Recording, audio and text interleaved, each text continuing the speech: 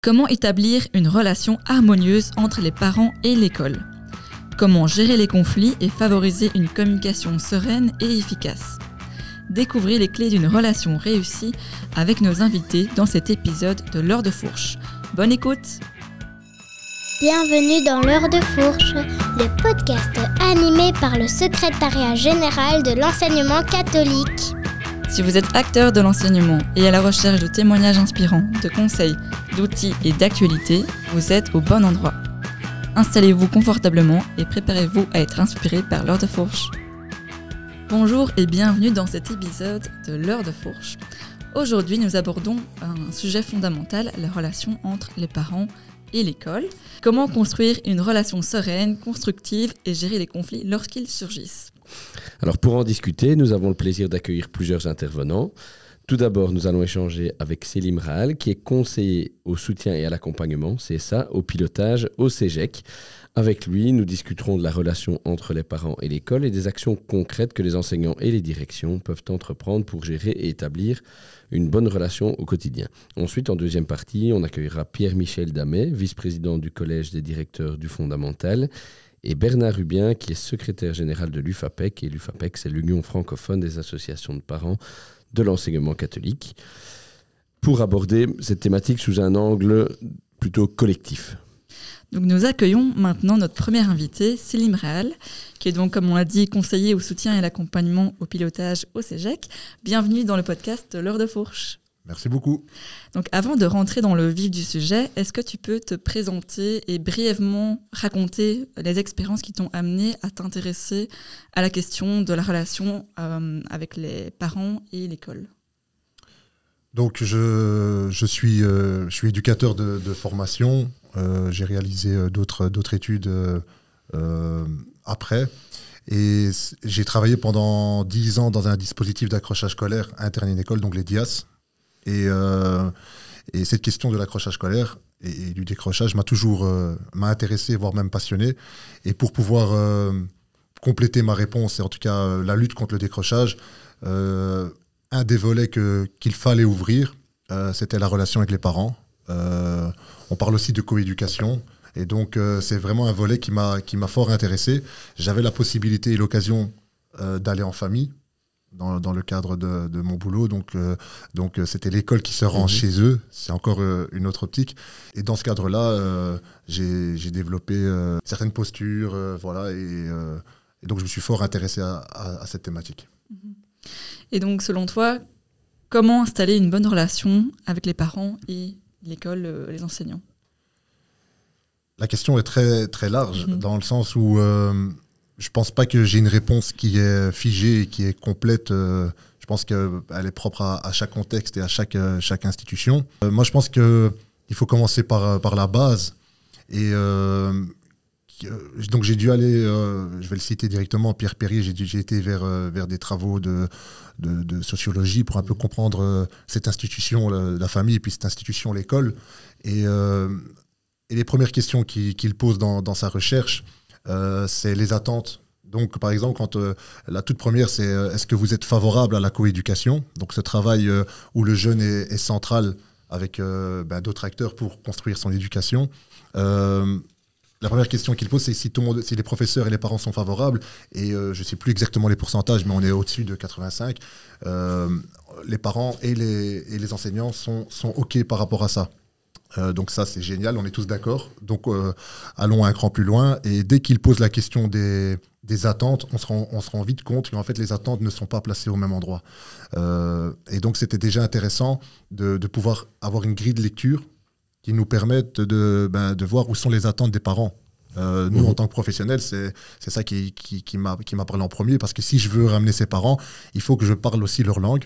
Et donc, j'ai axé toute ma pratique sur la relation avec les parents, avec tout type de parents, et en partant aussi de où ils viennent, de ce qu'ils ont construit, de l'expérience qu'ils ont eue avant avec cet enfant-là, ou avec les autres enfants de la fratrie, ou même... le voisinage, les cousins, enfin tout ce que vous voulez. Et donc, ils ne partent pas de zéro. Et donc, c'était pour moi intéressant d'aller construire à partir de là. Est-ce que tu peux nous expliquer un peu plus en détail ce qu'est la coéducation? Qu'est-ce que c'est concrètement? La coéducation, elle est définie par plein d'auteurs, mais si je reprends par exemple Philippe Mérieux qui parle d'écosystème, donc c'est vraiment le jeune au centre de différents intervenants. On parle des professeurs en premier lieu parce que c'est là où ils passent quand même pas mal de temps, mais on peut imaginer aussi des éducateurs de rue, les coachs sportifs, on peut imaginer les choses de manière beaucoup plus large. Donc c'est comment tous ces acteurs se mettent autour du jeune pour construire cette éducation, l'apprentissage et l'identité du jeune et l'accompagner dans cette démarche. Donc vraiment, c'est ça la coéducation. Après, il y a d'autres auteurs qui ramènent des spécificités en plus. Mais en tout cas, voilà, moi, c'est comme ça que je le vois. Je me dis comment, je vais le faire de manière plus simple, comment amener un bénéfice aux jeunes, comment le porter dans ses apprentissages en étant des adultes soutenants, en gardant son rôle. Quand Philippe Mérieux, de nouveau, lui, cite l'écosystème, il parle bien de la spécificité des rôles. Donc ça veut dire que dans ce cadre-là, moi je suis professionnel dans l'école et le papa ou la maman, elle est papa ou maman, elle n'est pas prof. Et donc c'est parfois un peu la difficulté dans certaines écoles où on voit que les rôles... Oui, la confusion des genres et des rôles. Et ça va dans les deux sens. Oui. Ça peut aller dans les deux sens avec, par exemple, je prends des caricatures, mais des leçons de morale où on explique à des parents comment éduquer leur enfant par rapport à nos propres représentations, et puis des parents qui nous expliquent comment agir de manière psycho-éducative avec le jeune, comment enseigner des choses qui sont quand même parfois...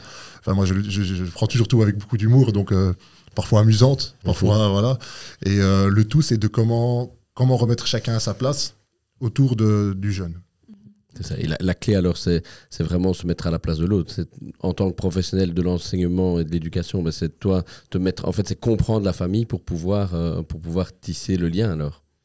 Oui. En fait, je restructure ma pensée, mais les familles, elles ont la crainte, entre autres, j'aime pas donner des généralités, mais voilà, c'est pour un peu...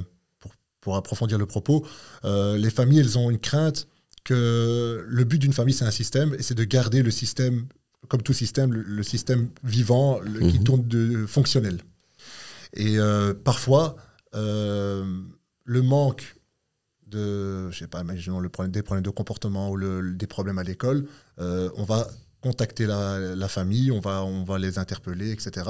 Et donc, c'est perçu comme des menaces qui entrent dans le système et qui peuvent porter préjudice au système de plein de manières différentes. Pour certains, ça va être de gros impacts dans le système. Pour d'autres, ça va être plus minime, etc. Et donc, si je reprends par exemple Guy Oslos, que j'aime beaucoup, qui est psychiatre belge, qui est décédé il y a 2 ans, il me semble, qui a écrit un très bon livre qui s'appelle La compétence des familles. Il dit parfois les familles ont des compétences là où on ne les attend pas. C'est pas forcément la compétence qu'on aurait voulu. Donc, ils vont user de stratégies pour pouvoir aussi défendre leur enfant, parce que ça fait partie de la protection du système. Moi, ce qui m'intéresse là-dedans, c'est la relation. C'est-à-dire que je vais reconnaître cette stratégie qui nous déplaît en tant qu'école. Parfois, ça peut être... Bien sûr. Voilà, on dit, mais comment il surprotège Oui, son c'est ça. enfant, Pourquoi ils réagissent comme ça, voilà. Et de nouveau, on part de cette question des attentes. Les attentes de la famille, c'est que le jeune soit bien dans sa peau, soit heureux, soit épanoui, que le système puisse continuer à perdurer. L'attente de l'école, c'est que le jeune soit un élève, et avec tous les codes que ça engendre. Et donc, la famille appelle l'école pour demander de l'aide au niveau de l'apprentissage, qu'on puisse faire de ce jeune un futur citoyen bien orienté, etc. Et puis, il y a toute une question de valeurs. Pierre Perrier insiste beaucoup sur la question des valeurs, tandis que l'école appelle la famille pour rappeler aussi ce côté un peu, je vais pas dire conformisme, mais le rôle de l'élève. Et donc, par exemple, moi je le vois avec les plus jeunes, mais des remarques aux gens de classe où discutent beaucoup, bavardent beaucoup. Est-ce que vous pouvez lui en parler? Donc, en fait, de manière implicite, c'est faites en sorte que demain il revienne et qu'il arrête de bavarder. Pour qu'on puisse continuer, pour qu'il puisse avoir ce rôle, cette profession d'élève. Oui. Parce que c'est une profession être élève. Hein. Et donc c'est chaque fois cette construction. Et donc là, les attentes ne sont pas toujours les mêmes. Et donc on a cette... pour revenir à la question de départ, comme on voit que les attentes ne sont pas au même endroit, moi ce qui m'intéresse en tant que professionnel, c'est de parfois les comprendre, les parents. Et je pose souvent, donc je reconnais par exemple leurs compétences. Je reconnais qu'en fait, vous voulez protéger votre enfant.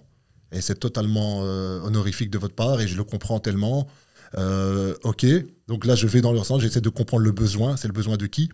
J'essaie de l'identifier. Et parce que souvent, les problèmes, c'est des malentendus. Et donc, j'amplifie leurs compétences. Et ensuite, seulement, on peut rentrer dans la raison pour laquelle je les rencontre.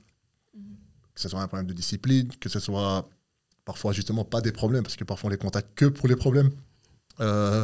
J'essaie de rentrer avec eux dans une logique de construction. Et là, de nouveau, je reprends ça à Guy Oslos, mais par exemple, je leur dis pas venez à l'école, on doit constater un problème. Je leur dis plutôt venez parce que j'ai besoin de vous en fait. Donc j'inverse, je les mets acteurs oui, c'est ça. dans le processus.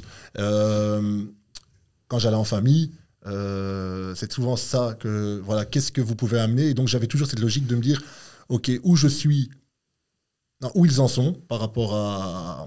Donc c'est faire preuve d'empathie. Donc c'est la manière de se mettre à la place de l'autre, mais sans jamais s'y confondre. Donc j'essaye de me mettre à ce niveau-là.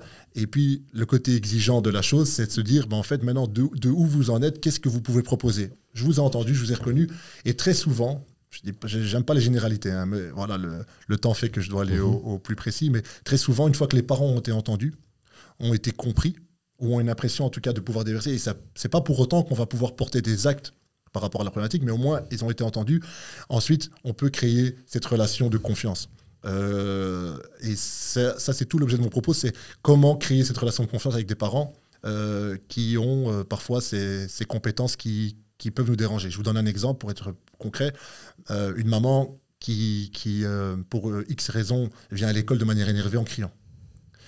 En fait, ce qu'il faut très vite identifier, c'est quel est son besoin.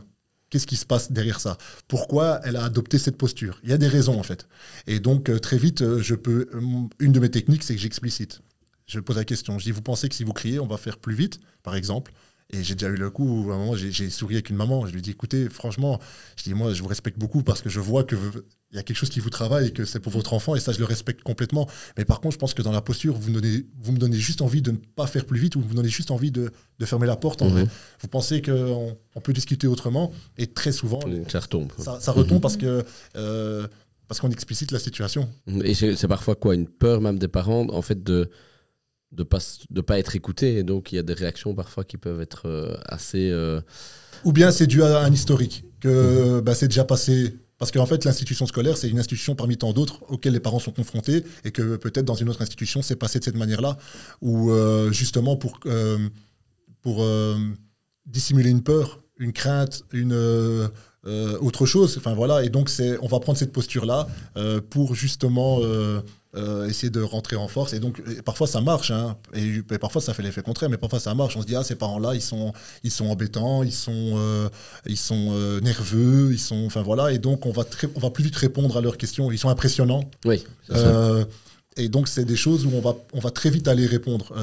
Et donc, parfois, ça marche. Moi, ce qui m'intéresse, c'est pas de répondre sur le moment même. C'est pas ça, la coéducation. Ce qui m'intéresse, c'est de créer la relation avec cette personne.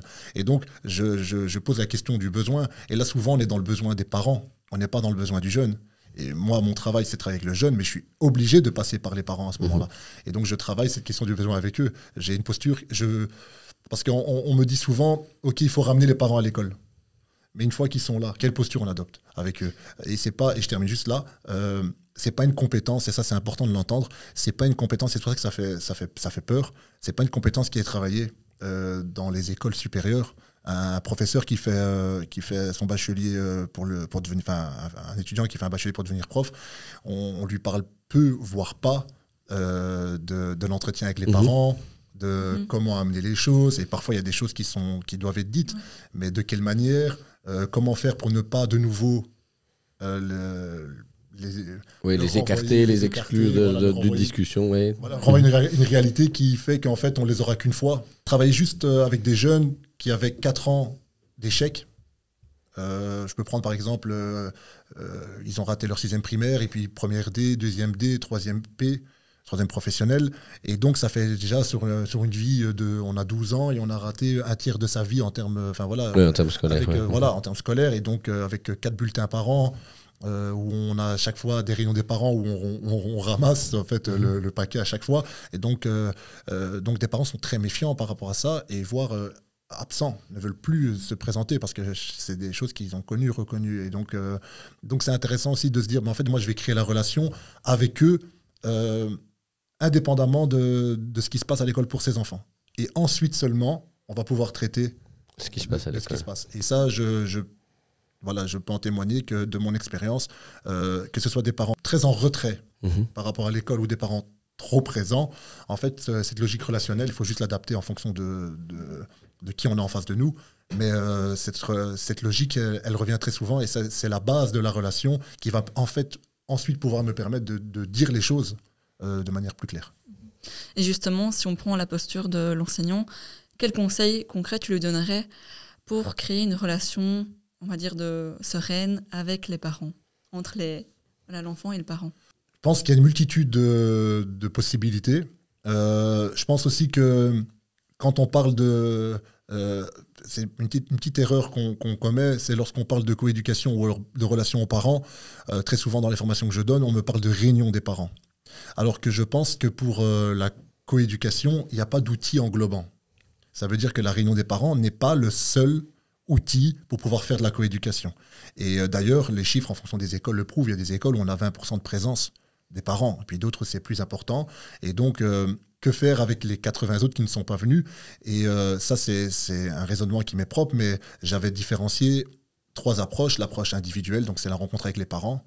Donc la coéducation par les rencontres, qui ne doivent pas forcément se faire par réunion des parents, mais qui est c'est le moment le plus préférable pour les écoles, parce que elles ont une temporalité. Pour le groupe, etc. C'est ça, à ce moment-là. Oui. Mais pas que, parce qu'il y a des parents qui viennent devant l'école, puis il y a des parents, les éducateurs par exemple, ils les ont régulièrement au téléphone, etc.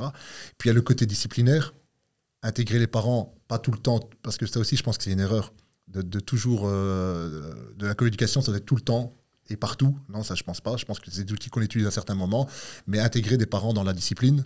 Je pense à une pièce de théâtre qu'une école organise avec une classe, et puis que le résultat final, c'est soit de faire venir les parents.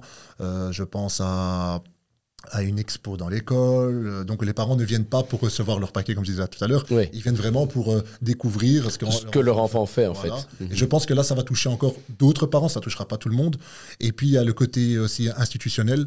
Avec, j'invente, je ne sais pas que j'invente parce que je l'ai déjà entendu, mais des rencontres mensuelles, café avec les parents. Oui, c'est ça, j'ai déjà entendu aussi. Qui se font, en fait, là on va encore toucher d'autres parents. Pierre Perrier, j'avais un doute, Pierre Perrier, il parle de l'effet de seuil. Ces parents qui n'osent pas rentrer dans l'école parce qu'être parent, ça sous-entend qu'on a toute une série de compétences. Donc ça, c'est de manière informelle, de manière implicite, qu'on a toute une série de compétences qu'il faut pouvoir maîtriser si on est parent d'eux. Et donc rentrer dans l'école, si on rentre dans l'école aujourd'hui et qu'on nous parle de telle pédagogie, de ce qu'on pense du tronc commun, de la façon dont telle situation a été gérée de manière éducative, il y a des parents qui ne savent pas forcément y répondre. C'est un peu compliqué pour eux de pouvoir y répondre. Et donc la logique, c'est quoi? C'est on ne franchit pas le seuil de la porte. Oui, c'est quelque part parce que c'est sortir de sa zone de confort. Et qu'on a un sentiment je reprends de nouveau ces études, mais qu'on a ce sentiment d'être jugé par rapport à la personne que je suis, par rapport à mon habillement, par rapport à mon manque de connaissances, peut-être à cette norme, parce que être papa dans la société et puis être papa dans l'école au moment où je franchis, ça sous-entend plein d'autres choses. Je suis le papa de tel élève. Et donc, on change de posture et ça peut être très compliqué pour des parents. On a toute une série de parents. Je me rappelle en formation une dame qui expliquait qu'un papa s'obligeait à venir en costume cravate aux réunions des parents, alors que dans la vie c'était pas son habillement habituel. Mais là, il voulait donner de l'importance et donc il jouait de son apparence. Oui, c'est ça. Et c'était quand même intéressant de se dire mais non, mais venez comme vous êtes. Et donc, ça veut dire que cet effet de seuil, il est quand même assez fort. Et donc, pour répondre à la question, c'est vraiment développer de multiples possibilités, aussi bien individuelles. Je pense aussi qu'en individuel, il ne faut pas... voilà, c'est un travail qui doit être mené de longue haleine, hein, mais ne pas toujours attendre qu'il y ait des difficultés pour contacter les parents. Moi, j'aime beaucoup, parce que je vous avais entendu au début que je suis fort dans la systémique, mais j'aime bien appeler les parents pour leur dire que tout va bien. Avec des jeunes qui sont parfois difficiles. Et aujourd'hui, faites le test, hein, appelez un papa avec un élève qui a des difficultés à l'école, et vous allez voir que très vite, oui, qu'est-ce qu'il a fait? Et en fait, aujourd'hui, non. En fait, aujourd'hui, je l'ai trouvé, il était parfait. Il est arrivé à l'heure, alors que c'est peut-être la seule fois de la semaine qu'il est venu à l'heure, mais c'est pas grave, ça. Il est arrivé à l'heure. Matériel, j'ai discuté avec lui, super niveau de français, très éduqué, super poli. Franchement, voilà, je voulais juste vous le transmettre. C'est une clé qui va me permettre que le jour où son fils, j'ai besoin, parce que j'ai besoin des parents pour faire mon travail, négatif ou j'ai besoin d'eux tout simplement pour faire le boulot, il y aura déjà cette relation de confiance. Et donc voilà, et je pense aussi que il y a l'institution familiale et puis l'institution scolaire, et que quand ces deux institutions qui se choquent, enfin, je ne sais pas comment le dire, mais en tout cas, voilà, qui sont en relation, c'est plus compliqué que lorsqu'on identifie des personnes. Ça veut dire qu'il y a des personnes dans l'école où je travaillais qui m'avaient identifié, ou qui avaient identifié des collègues, et donc on était leur personne de référence. Et donc, avec une relation de confiance, et donc ils venaient, parfois même, c'est un peu compliqué chaque fois à gérer, parce que parfois, quand on a bien fait le boulot, parfois ils reviennent même un peu trop, mais c'est comment on ajuste ça. Mais il y a cette logique aussi à la fin de ces parents qui viennent vers nous directement, et que lorsqu'on les assoit dans le bureau et qu'on se pose avec eux et qu'on leur dit, mais tu sais, voilà, votre enfant, il a fait ça, ça et ça. On n'a pas de « Ah non, c'est impossible, c'est pas mon fils, je le connais, etc. » Parce qu'il y a déjà une relation qui a été créée. Il a vu qu'on a déjà été. C'est ce que quand on parle de favoriser l'harmonie, c'est ça, en fait. C'est travailler au préalable pour pouvoir avoir ce lien avec les parents. Alors, c'est pas quelque chose qui est facile, c'est quelque chose qui doit se travailler de manière institutionnelle. Donc, c'est vraiment une logique qui est globale, qui nous permet aussi, avec certains parents, de rentrer dans cette relation. Et mon dernier, parce que je dois absolument le mettre, il faut bien comprendre que dans les sciences sociales, on ne fait pas du 100%. Et donc, il y a des parents avec lesquels ce sera plus compliqué. Et je pense qu'à ce moment-là, il faut changer d'intermédiaire. Et qu'une des règles que je donne aussi aux profs, mais je vous dis, moi, voilà, toute proportion gardée, c'est qu'ils doivent aussi se sentir respectés. Ils doivent pouvoir aussi mettre des stops si jamais à un moment la relation dérape, ou qu'ils ont l'impression de plus tenir le contrôle de cette relation. Et je rajoute toujours, parce qu'on est professionnel, c'est vous mettez un stop parce que vous devez vous mettre en sécurité, mais vous passez le relais. C'est pas juste le stop. On passe le relais à un collègue qui n'est pas pris affectivement, émotionnellement, ou d'autres choses comme ça, et qui arrive plus neutre dans l'histoire sans antécédent. Ouais, il arrive certainement aussi que des conflits éclatent entre parents et équipe éducative, et direction. Quelles sont les clés ou les petits trucs que tu pourrais donner à des enseignants, des directions, quand ils font face comme ça à des parents qui sont peut-être en colère parce qu'ils n'ont pas tous les éléments d'une situation, mais voilà, comment gérer ça au mieux? Donc, lorsque on a des faits de violence qui sont avérés dans l'école, donc c'est des choses qui arrivent régulièrement, on se retrouve très, très rapidement dans un côté de résistance de la part du parent. Et donc, mon but lors de ces situations-là, parce que j'en ai eu vraiment beaucoup à gérer, c'est d'aller travailler sur cette résistance. Ça veut dire que je leur pose des questions. En fait, je suis très explicite. Une maman qui nous reprochait avoir tiré son enfant un peu, enfin son enfant, cet adolescent, on parle de gamin de 16-17 ans, l'avoir tiré un peu de manière violente lors d'une bagarre. En fait, on n'a pas eu le choix, et je crois que les collègues ils voulaient bien faire et tout le monde a tiré comme il a pu. Et cette maman qui nous reproche d'avoir violenté son fils, alors que c'est pas du tout le cas, c'est vraiment on a dû séparer, et qui ne veut pas entendre toute la situation, elle veut juste parler de cet aspect-là. En fait, elle est très clairement dans un aspect de résistance.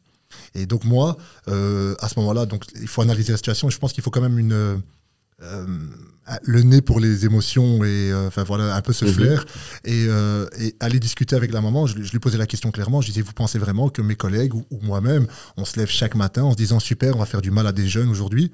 Vous pensez vraiment que c'est ça qui nous anime? Et donc la maman là, clairement, à un moment, elle change de mode de réflexion. Elle nous dit non, je pense pas que c'est ça qui nous anime, mais c'était très violent, etc. Et donc en fait, moi j'explicite. Je dis, mais vous savez, en fait, nous, ce qui nous a semblé violent, c'est la situation de manière générale. Et on pense pas que votre fils est bagarreur. On pense pas que votre fils est extrêmement violent. C'est pas ça. Mais en tout cas, dans la situation là actuelle, à un moment, je pense que là, il était dans une rage folle et on n'a pas eu le choix de le tirer et on a fait de la meilleure des façons. Et donc, en fait, ce que je vais essayer de faire, c'est toujours déconstruire la résistance en l'explicitant, en comprenant, parce qu'en fait, si je n'enlève pas ce bouclier, j'aurai pas accès à la personne. Il n'y a pas l'espace pour créer la relation. Il n'y a pas l'espace pour créer la relation. C'est chaque fois la même chose qui revient. Hein. Donc, il n'y a pas cet espace pour créer la relation et il n'y aura pas cette compréhension. Et donc, en fait, on va rester sur porte fermée l'un et l'autre et ce ne sera pas constructif.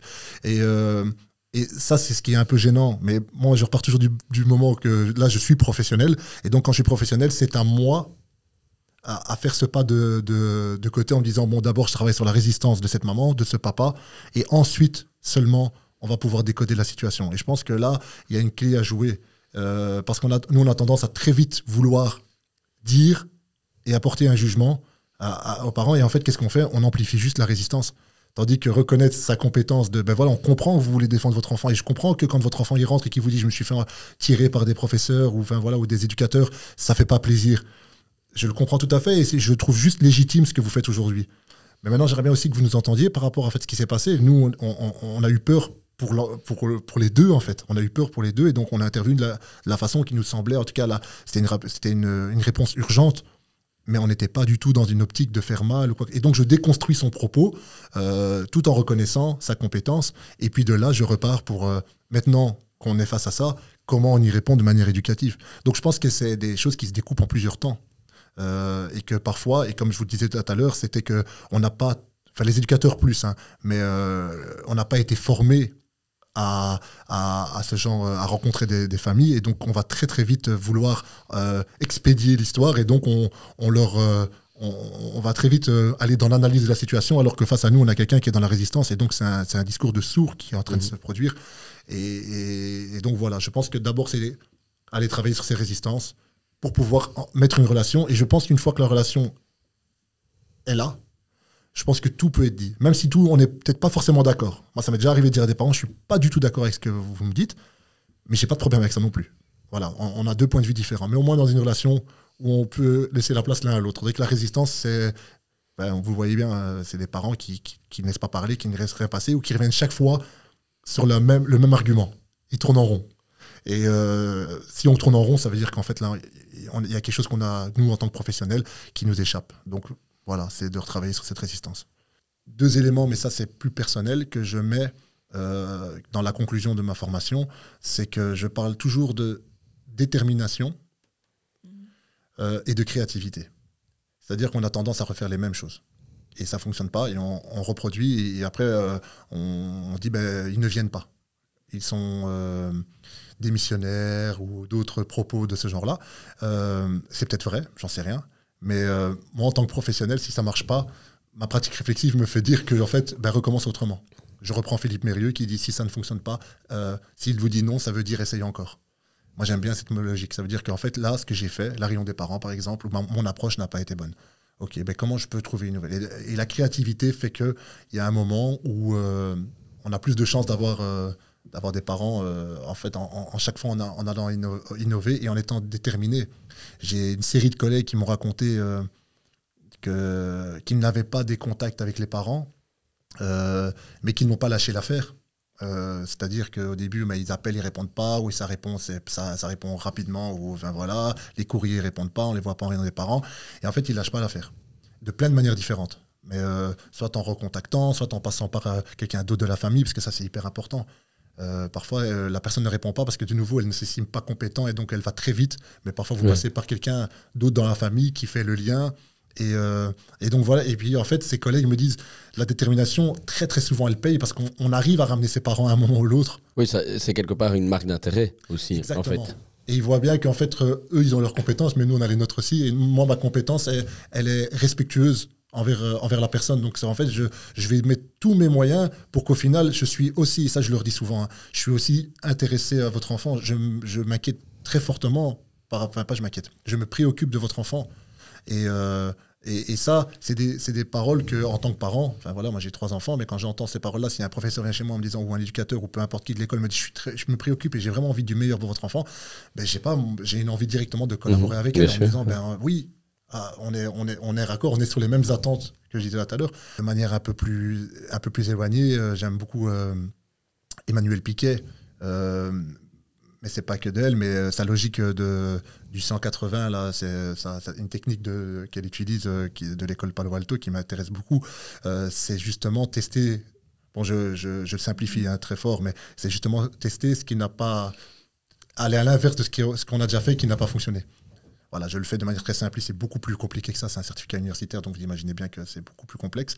Mais c'est quand même intéressant de se dire, en fait, on a fait ça, en équipe, ok, alors les gars, venez, on va dans l'autre sens. Venez, on fait quelque chose qu'on n'a jamais fait, quoi. Et voilà, ça nous permet parfois de... Je vous dis bêtement, parce que je me répète, mais appeler une famille et leur dire on a besoin de vous pour faire notre travail, vraiment, et on se préoccupe du jeune, on est vraiment intéressé, on a vraiment envie de sa réussite, déjà, ça amène déjà une autre profondeur dans la relation. Oui, donc c'est ça. Donc, la conclusion de tes formations, c'est détermination et créativité. Tout à fait. C'est une belle conclusion aussi pour cette première partie du podcast, Victoria. Je ne sais pas ce que tu en penses. Oui, tout à fait. Merci beaucoup, Céline, pour ton éclairage sur la question de la relation entre les parents et l'école.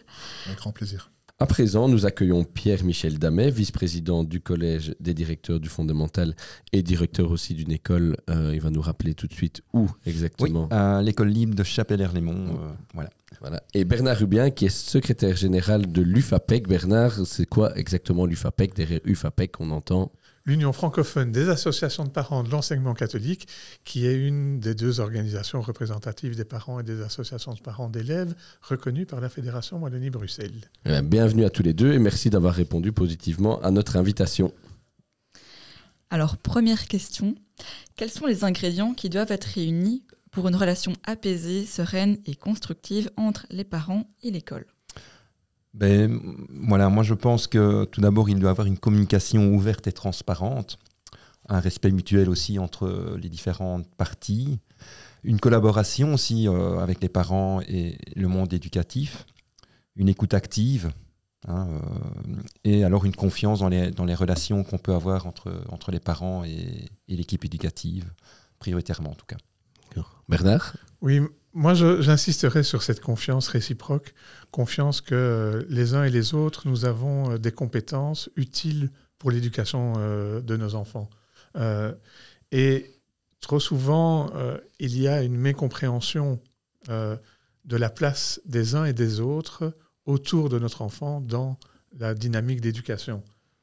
Et c'est là que parfois il faut venir faire de la clarté. Et on va rester alors chez toi, Bernard. Quel est le rôle alors de l'UFAPEC précisément dans la facilitation justement de cette relation entre les parents et l'école? Mais tout d'abord, c'est de faire bien comprendre aux parents qu'ils ont une place à l'école.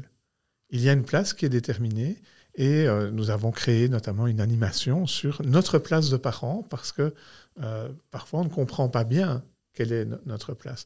C'est une place individuelle. Nous confions notre enfant à une école pour un parcours de scolarité qui est déterminé, mais nous confions notre enfant. Et c'est notre responsabilité de parents d'aller inscrire, et ce n'est pas un acte banal d'inscrire, parce que en inscrivant son enfant, on entre dans un projet. Mais il faut aussi que du côté de l'école, on accueille le parent dans ses compétences de parent. Et parfois, il est compliqué pour certains, du côté de la communauté éducative et pédagogique, de traiter le parent autrement que comme un enfant. Tout à fait. On peut remarquer ça parfois dans les relations que l'on peut avoir lors de rencontres avec des parents qui ne savent pas où se situer convenablement dans l'école. Et c'est vrai que l'école est en mutation continue et c'est parfois compliqué de jongler avec tout ça. Et donc, pour nous, nous essayons de créer les conditions d'un partenariat positif avec la communauté scolaire. Et toujours, évidemment, dans l'objectif de l'éducation des enfants et d'un parcours de réussite scolaire. Ça, c'est très important. Et donc, notre rôle, c'est aussi de permettre aux parents d'entrer, je viens d'évoquer la dimension individuelle, mais aussi la dimension collective. Parce qu'il y a des structures de participation à l'école qui attendent la présence des parents, mais dans un point de vue collectif. Oui, c'est ça. C'est pas la relation pour mon enfant. Non. C'est notamment la présence au conseil de participation qui a été créé en 1997 dans le décret mission. Donc, c'est pas récent. Et où les parents ont une place, mais les parents ont une place au conseil de participation comme représentants de l'ensemble des parents de l'école particulière. Oui, et c'est parfois compliqué aussi par rapport aux parents de se mettre dans une mouvance collective. Parce que les parents ont parfois tendance à être trop dans l'individualité et parler au nom de leur propre enfant est difficile d'ouvrir un champ plus collectif. Ça, c'est tout un travail que nous essayons de faire vraiment avec les parents, c'est de dire, votre présence au conseil de participation, ce n'est pas pour régler le problème que votre enfant a eu en classe la veille ou l'avant-veille. C'est apporter le point de vue des parents sur des questions qui concernent toute l'école. Et ça, c'est un point vraiment majeur. Ce que nous essayons aussi de faire, et ça, c'est d'abord de faire comprendre qui nous sommes, c'est que nous ne sommes pas un syndicat de parents. Nous ne sommes pas dans une posture de revendication, de droit, au niveau de l'école. Ça, nous le ferons au niveau des instances... Au niveau politique etc. c'est ça. Mais sur le terrain, l'UFAPEC, l'association de parents, ce n'est pas l'association de parents, ce n'est pas la cellule d'un syndicat de parents. Ça, c'est quelque chose qui parfois est mal compris, et interprété, à la fois par les parents, mais aussi par les enseignants, par les directions, en croyant, ah oui, mais à l'UFAPEC, ils vont venir avec leurs revendications. Non, nous allons venir avec le cadre dans lequel nos relations avec l'école sont déterminées. Et tu parlais tout à l'heure du conseil de participation, et il est vrai qu'il y a beaucoup d'écoles qui ont des difficultés à mettre en place ce conseil de participation par manque de parents motivés et qui sont d'accord de représenter la collectivité parents, quoi. Et à ton avis, ils sont pas motivés par peut-être manque de compréhension de leur rôle exact ou je pense que c'est la dimension collective qui perd un peu de sens. Je pense qu'il y a une dimension de compréhension de ce qu'ils vont devoir faire. Et alors, je pense aussi qu'il y a une dynamique. On ne veut plus vraiment s'investir dans des conseils de ce type-là, quoi. Et c'est là alors que peut-être que Bernard, au niveau de l'UFAPEC, vous avez aussi des supports pour peut-être aussi aider les directions, tu en parlais, à pouvoir mettre ça en place et que le message vers les parents passe de manière plus précise. Ah oui, ça, c'est quelque chose d'important, c'est que nous avons des outils et il y a des personnes, des animatrices et des animateurs en responsabilité régionale qui sont là pour aller sur le terrain, faire comprendre le rôle des parents, le fonctionnement d'une association de parents, la légitimité d'un comité élu, mais aussi le rôle des parents au conseil de participation, comment exercer cette mission. Mais nous avons aussi créé des outils qui sont utilisés par les directions, par les PO, avec l'organisation représentative pour les parents et les associations parents de l'officiel, la FAPEO. On a une brochure qui en est à sa 4e édition sur le conseil de participation.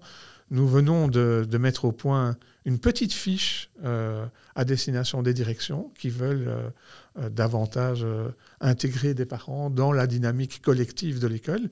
Mais il est clair, et ça, c'était bien dit il y a un instant, aujourd'hui, quels que soient les lieux où nous sommes, il y a une crise de l'engagement bénévole, parce que c'est du temps que l'on offre pour d'abord l'ensemble des enfants, mais aussi pour l'ensemble des parents, et pour l'école dans son entier.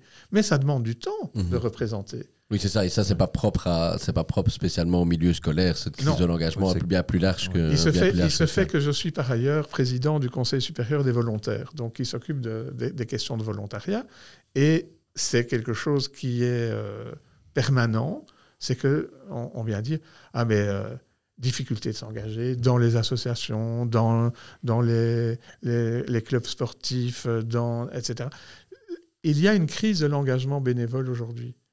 Or, tout ce dont on parle, conseil de participation, comité d'association de parents, ce sont des engagements bénévoles. Et ça prend du temps. Du temps et de l'énergie. Est-ce que vous voyez une modification dans la relation entre les parents et l'école avec l'omniprésence des réseaux sociaux ? Alors, oui. J'ai envie de dire qu'il y a des choses excellentes et très positives. Et d'un autre côté, il y a des choses qui sont plutôt négatives. En tout cas, dans ma position de directeur, ce que je peux remarquer, c'est dans l'aspect positif, c'est une communication instantanée. Donc, on perd l'utilisation de la feuille de papier et on passe plutôt vers des réseaux sociaux tels ClassDojo ou bien Messenger, mais je n'aime pas trop, mais où il y a des informations instantanées, où il y a des photos d'activités vraiment d'une façon instantanée. Donc, quelque part, on peut ouvrir plus ce qui se passe à l'école vers le monde. On ouvre plus l'école, oui, c'est ça. On ouvre plus l'école. Il y a une transparence qui est un peu plus accrue aussi. Voilà. Maintenant, ces réseaux sociaux amènent aussi parfois des débordements de la part de certains parents qui, quand on est caché, on a plus facile de cracher son venin ou c'est des dysfonctionnements et donc on est parfois confronté à des difficultés à ce niveau-là. Oui, en termes d'immédiateté aussi, on envoie un message et il faut une réponse rapidement. Oui. Et ça peut amener aussi, alors là c'est plutôt dans la sphère des enfants, des difficultés au niveau du harcèlement et autres aussi. Donc il y a un autre vaste sujet. C'est un autre vaste sujet, mais en tout cas, il y a des choses positives et des choses qui sont plutôt négatives, mais bon, voilà. Oui, par exemple, il y a le droit à la déconnexion pour l'équipe éducative recevoir un message à 20h le dimanche soir. Mais c'est vrai que c'est pas simple, parce que pour les parents aussi. Et pour les élèves, quand on dit aux parents le lundi, oui, mais il y a eu un message samedi matin.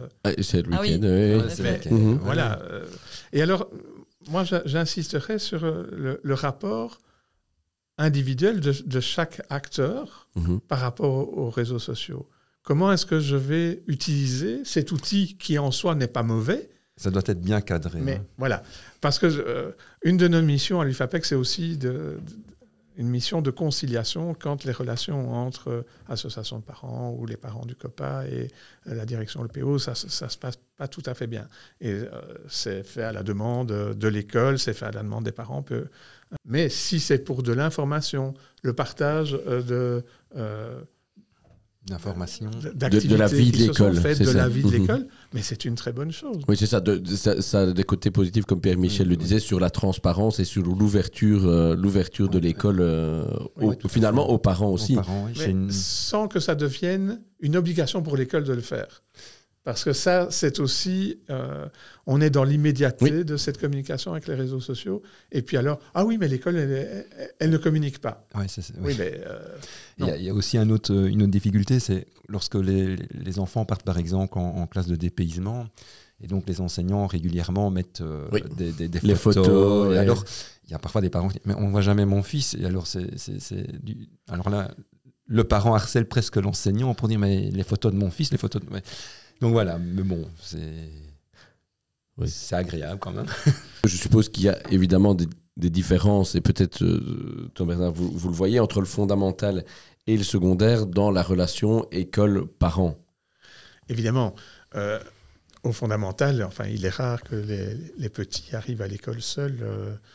Donc, souvent, il y a une interaction beaucoup plus grande entre les parents et l'école, ne serait-ce que parce que les parents vont être régulièrement là pour déposer leur enfant, parfois vont rencontrer un enseignant, une enseignante, la direction qui va être à la porte pour l'accueil. Donc, évidemment, le parent d'un grand ado de 16 ans, le prend pas par la main pour le conduire à l'école le matin. Ça risque de pas bien se passer avec son enfant. Voilà. S'il le conduit en voiture, il va le déposer. L'enfant va vite sortir de la voiture et fait son Par contre, chemin. dans le primaire, si les parents pouvaient rentrer avec la voiture dans la cour de récréation, ils le feraient. Donc, les relations sont très différentes. Et c'est pour ça qu'il est parfois plus compliqué dans certaines écoles secondaires de créer une association de parents ou d'avoir une représentation au COPA. Je pense, il y a quelques années, la direction de l'Institut Saint-Joseph à Etterbeek me disait, nous, on a des élèves qui viennent de 40 communes. Il y a eu une tentative, il y avait une demande, on voudrait créer une association de parents. Ça a fonctionné un tout petit peu à un moment, et puis les enfants de certains parents qui s'étaient engagés ont changé d'école, et puis il restait 2, puis 1, et puis voilà, c'est fini. Parce que c'est compliqué de créer une cohésion autour d'un projet si divers, puisqu'il y a des tas d'options. À l'école fondamentale, c'est plus simple de créer, en tout cas, une dynamique collective, notamment, mais aussi, ne serait-ce que par des fêtes, par des repas, des choses comme ça, qui sont plus facilement organisables que dans des écoles secondaires. Oui, déjà, il y a souvent beaucoup moins d'élèves dans une école fondamentale qu'une école secondaire. Une école moyenne fondamentale, c'est entre 200 et 300 élèves. En le secondaire, on est...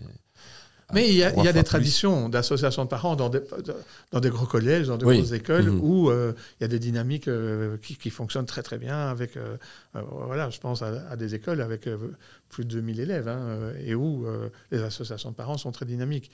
Mais c'est qu'il y a une culture qui existe depuis longtemps. Créer du neuf dans une école secondaire aujourd'hui, c'est plus compliqué. Mais ça ne veut pas dire que ce n'est pas possible, et on y arrive à aider à la mise en place de ces dynamiques-là. Très bien. Et donc, on a parlé de pas mal de problèmes, et s'il fallait un peu résumer d'incompréhension, mais s'il fallait un peu résumer aussi vos expériences positives, quel appel vous feriez d'une part aux parents, d'autre part aux directions, en disant une association de parents, inclure les parents, c'est chouette, allez-y. Comment vous passeriez ce message? Bref, moi je pense qu'une bonne relation avec les parents va amener un climat scolaire positif dans les écoles. Ça veut dire que les parents se sentiront actifs et vraiment des partenaires. Et pour leurs enfants, il y aura aussi un bien-être supplémentaire. Ces bonnes relations aussi peuvent amener moins de violence dans les cours de récréation et une meilleure collaboration et cohésion avec les enfants. Les bonnes relations peuvent aussi induire des nouvelles innovations dans l'école, innovation qu'elle soit pédagogique ou innovation relationnelle. Donc voilà, toutes ces bonnes pratiques peuvent être vraiment bénéfiques pour l'école. Bernard. Mais nous constatons que là où ça marche bien, c'est là où il y a une confiance réciproque sur les compétences de chacun des acteurs. Et ça, c'est vraiment quelque chose de fondamental. Deuxièmement, c'est que nous sommes tous, quelle que soit notre situation dans la communauté scolaire, nous sommes tous à la poursuite d'un objectif. C'est que le parcours d'éducation de nos enfants, des jeunes, soit un parcours positif et qui crée une atmosphère où chacun se sent bien. Nous aimons bien de dire que pour nous, les parents doivent être les partenaires d'une école libre où tous se sentent bien. Et je reprends souvent un slogan qui avait été énoncé au début des travaux du pacte en 2015, où c'était créer une école où tous ont le plaisir et le désir d'y apprendre et d'y enseigner. Et ça, il me semble que c'est vraiment quelque chose d'important. Que chacun ait du plaisir à aller à l'école dans sa fonction, dans sa fonction d'élève, dans sa fonction de direction, dans sa fonction d'enseignant, dans sa fonction d'éducateur, mais aussi dans sa fonction de parent. Dans son rôle de parent, oui, bien sûr. Dans son rôle de parent. Qu'on ait ce plaisir et le désir d'y être. Et alors, on voit que là où ça marche, on ne se pose pas la question de Ah quoi, il faut faire 4 réunions de conseil de participation? Il y a des écoles où on en fait plus, parce que ça devient un des moteurs. L'association de parents devient un des moteurs de la dynamique d'ensemble. Et ça, c'est vraiment fondamental. Eh bien, merci Bernard et Pierre-Michel pour cet échange qui nous a permis de mieux comprendre le rôle de l'association des parents au sein de l'école et de comprendre le rôle donc, à la fois de l'école et des parents. Merci d'avoir écouté l'heure de Fourche. N'oubliez pas de vous abonner pour ne manquer aucun épisode. Et si ce sujet vous parle, n'hésitez pas à partager cet épisode avec vos collègues. Suivez-nous sur nos réseaux sociaux CEGEC Enseignement Catholique sur Facebook et LinkedIn et l'heure de Fourche sur Instagram. À très bientôt pour un nouvel épisode. Au revoir. Au revoir. Au revoir. Avant de nous séparer, rejoignez-nous sur les réseaux sociaux en cherchant CEGEC Enseignement Catholique ou l'heure de Fourche podcast sur Instagram. Partagez ce podcast et n'oubliez pas de laisser votre avis sur votre plateforme d'écoute préférée. Merci pour votre écoute et à bientôt.